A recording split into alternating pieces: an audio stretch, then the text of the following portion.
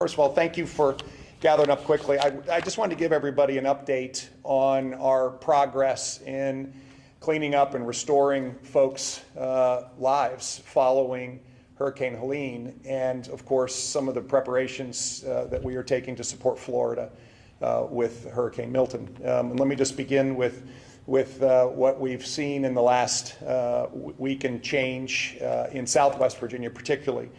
From an electricity standpoint, we had peak outages of 310,000, and today we are at less than 200 customers in Southwest Virginia without power.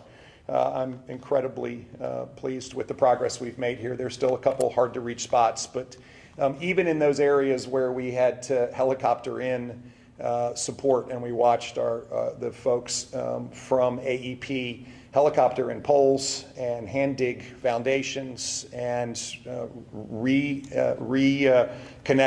folks all over Southwest Virginia. And it's been a heck of an effort. Every single cell phone tower is now up and running. We had 287 cell phone towers that were down. They are now 100% functional. Water systems have been our big effort here in the last few days. At the peak, we had 35 water systems that were under a boil water advisory.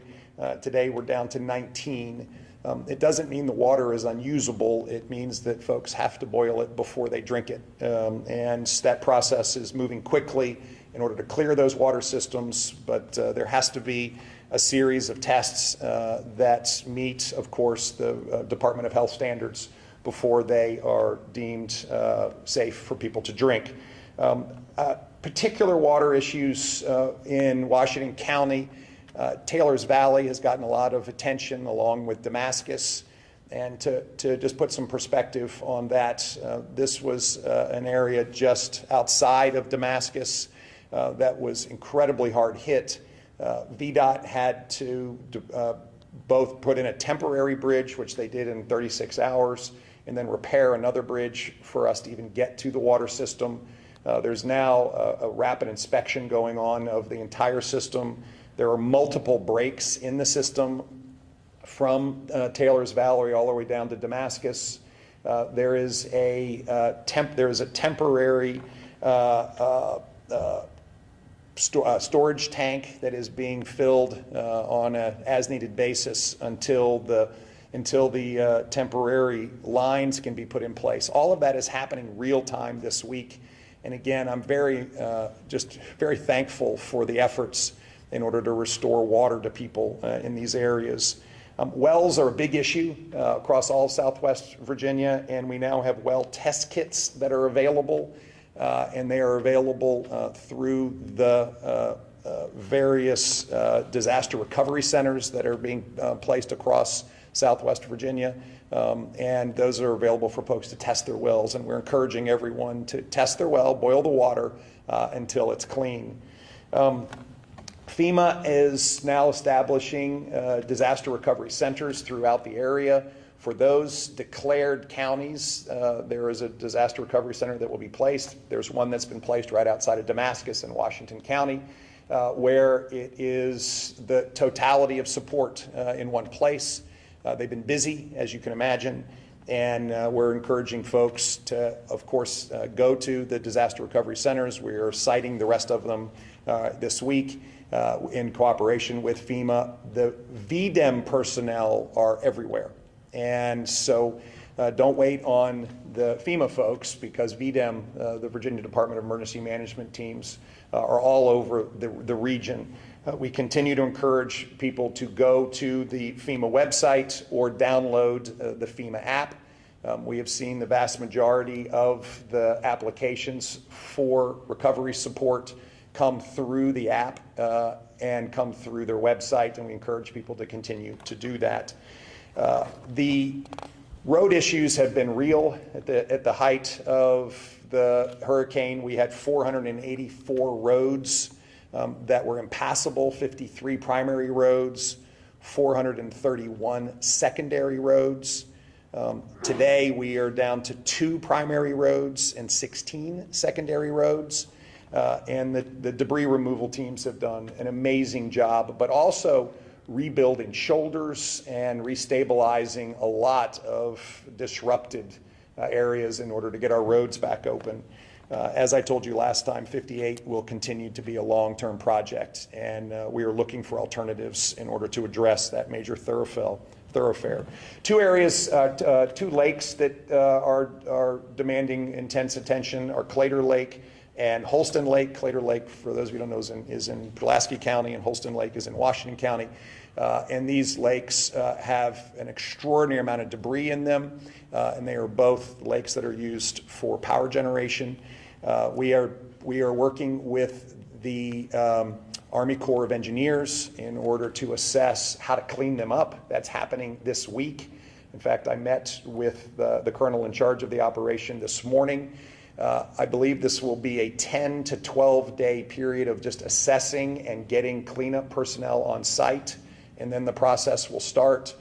If you've seen any aerial photographs of Claytor Lake, it is just full of debris. The hazmat part of that cleanup effort has been ongoing since the day after the hurricane, but this will be a longer-term effort to clean these lakes up. It's high on our priority list. The Virginia Department of Health has been spectacularly engaged and busy with emergency prescriptions and lots of tetanus shots, and making sure that they are available for folks that need coordination in order to get replacement supplies like mobility equipment. And then I also need to just highlight the Emergency Medical Corps, which are all volunteer doctors and nurse practitioners and nurses and physician's assistants, and that have just literally canvassed the entire area and are providing emergency medical care for folks. One topic that has got our attention this week, of course, was the decimation of the Baxter IV facility in North Carolina. That has placed substantial pressure on the supply chain for IV bags. We are coordinating across all of our hospital systems on a daily basis. We do not have a shortage, but we are making sure that inventories are ample. Some of the health systems are determining whether they should delay certain elective procedures or not. But right now we have ample supply of IV bags. This was a meaningful facility for the entire supply chain in North Carolina, and it was taken fully offline. For those that are suffering job loss, we are canvassing the area as well with our Virginia Employment Commission team. We have lots of people dialing into our call center and applying for unemployment assistance. And again, people should start there with the VEC. Even if they're self-employed, that is the first step. There is federal support as well for the self-employed, but they need to start with the Virginia Employment Commission. Our response to our farmers has been critical. We think there's hundreds of millions of dollars of lost income and from our agriculture community.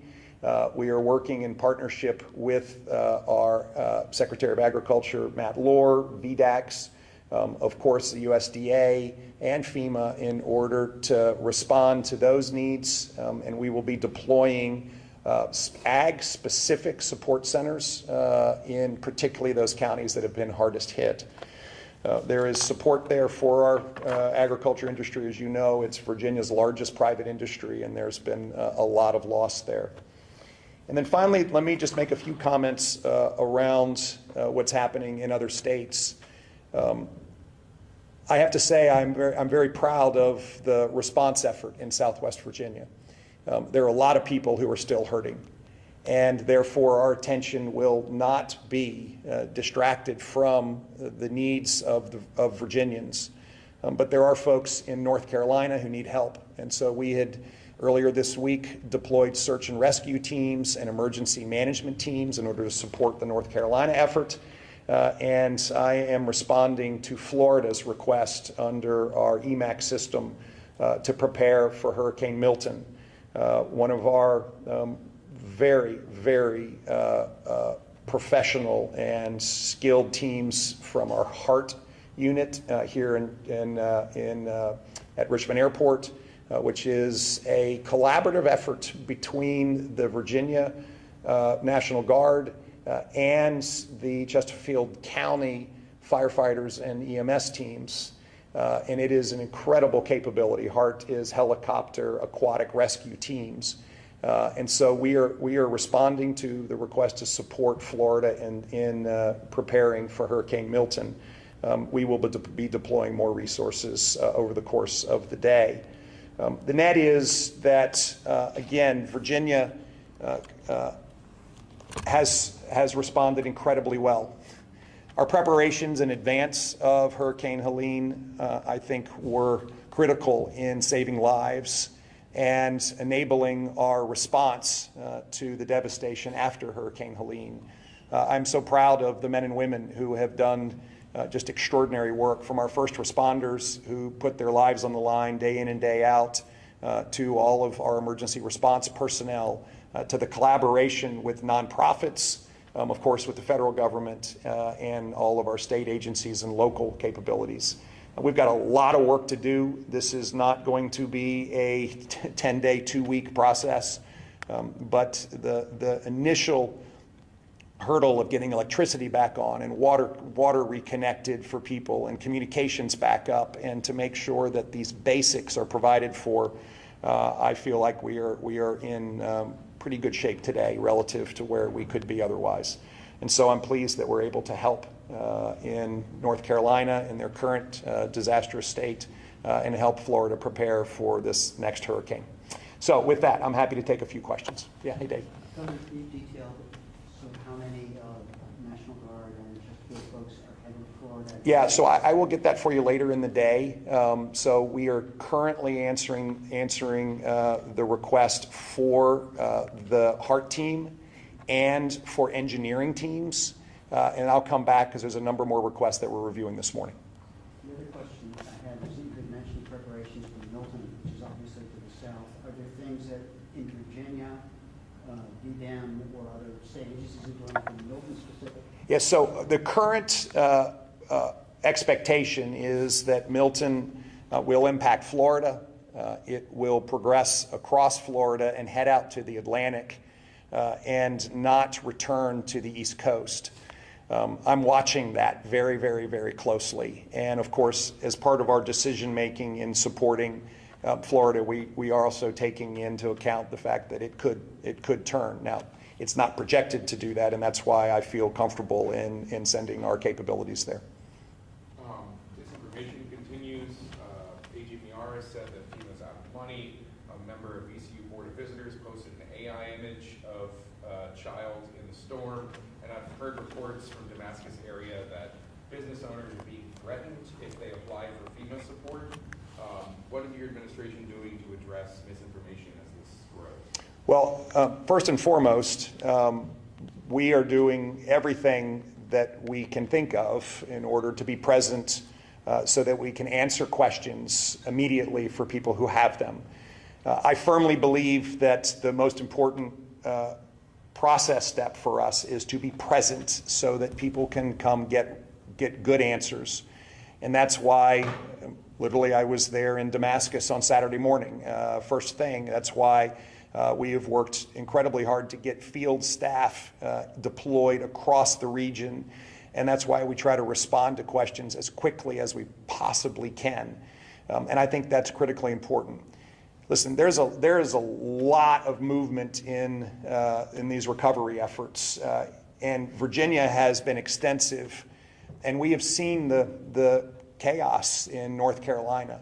I can't speak to what's happening in North Carolina particularly, other than my heart breaks every time I turn on the TV or Governor Cooper and I have exchanged messages.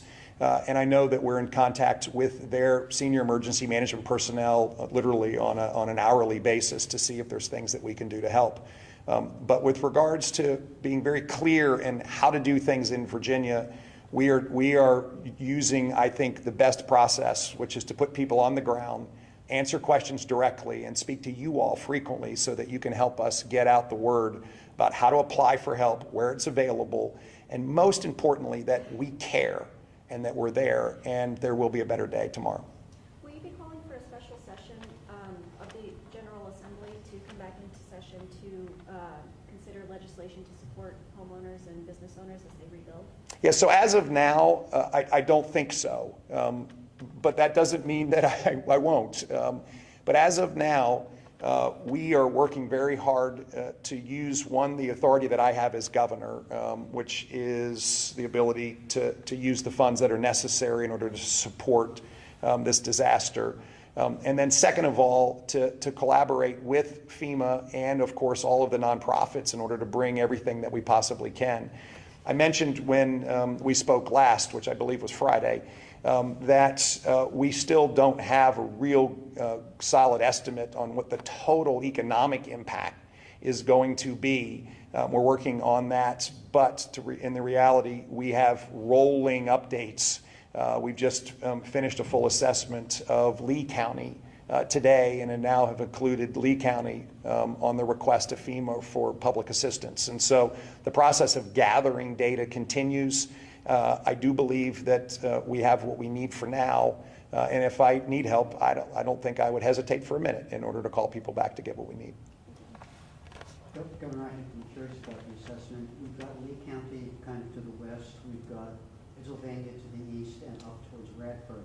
Are we thinking the area is going to expand beyond that? Yeah, so if you don't mind putting on a little scuba gear, I'll take you on a little bit of the process. And so on the first weekend, we applied for a disaster declaration for the region, and particular counties that were most hit.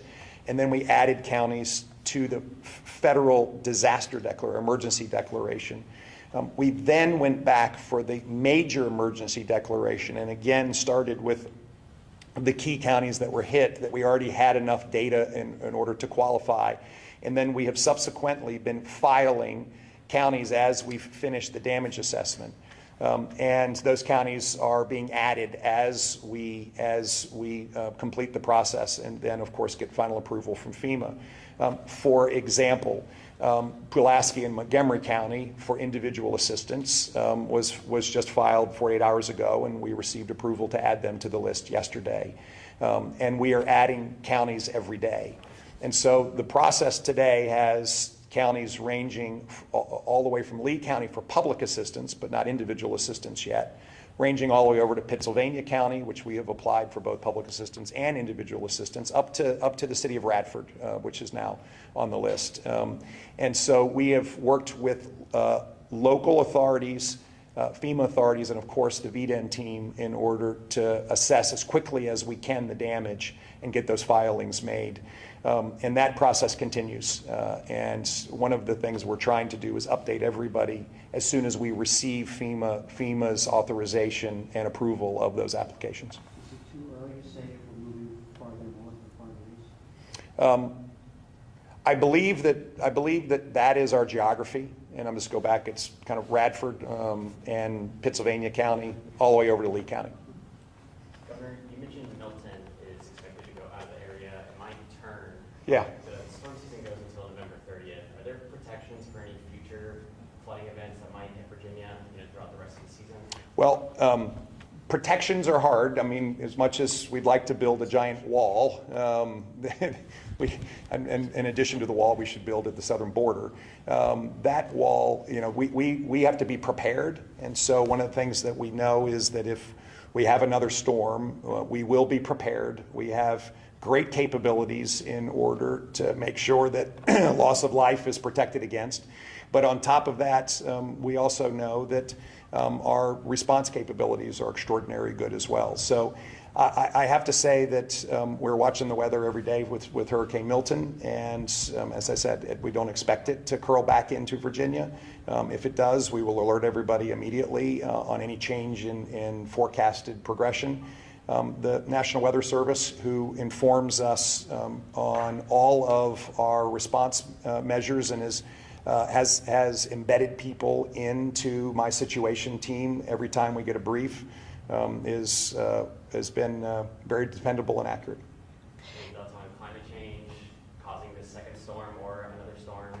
Did we have that discussion on Friday? We did. Yeah, I don't want to give you the same answer, so I'll assume you didn't ask me that again. So. We have time for one more. Governor, I've got a question over here. Obviously, you were on the ground there in Southwest Virginia. I mean, how are people doing, first of all, and do you feel like the misinformation that many of us have seen online is actually impacting people there? Have you talked to anyone specifically about that? Yeah, so I have to say, let me just begin with just the clear fact. Thank you for asking the question about the people on the ground, because that's what this is all about. Virginians have had just a horrific disaster, and yet every time I have a chance to pray with someone or listen to their story, I'm inspired by the grit and determination by these extraordinary men and women and families and children who literally have boots on, who are 8 and 9 years old carrying food at a food shelter. That is the character of these people. And that is why I am so committed to make sure that they get all the support that they can possibly get, because they deserve it.